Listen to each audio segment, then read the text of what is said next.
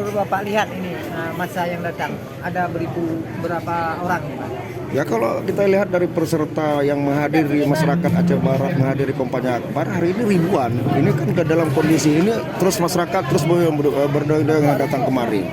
Nah hari ini pastinya ini kan kampanye terakhir bagi paslon 2 kandidat Hakam AI. Insya Allah kita lihat antusias masyarakat walaupun dalam keadaan agak-agak sedikit gerimis, tapi masyarakat tidak mengendurkan upaya untuk datang menghadiri untuk mendengar visi dan misi paslon 2. Nah kita lihat sendiri begitu antusias dan begitu meriahnya hari ini.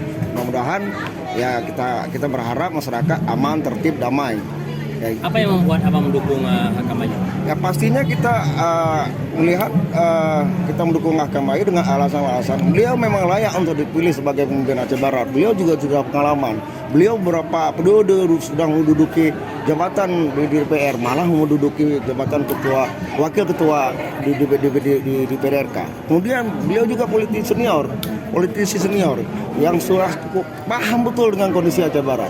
Nah maka dengan itu kita berharap beliau dipilih oleh masyarakat Aceh Barat karena beliau tulus melayani masyarakat Aceh Barat, tulus melayani. Pengetahuan Anda masa yang datang ini dari mana saja? Apa dari Dewan Pahlawan sendiri atau mengikuti seluruh kecamatan yang ada? Ini kampanye akbar.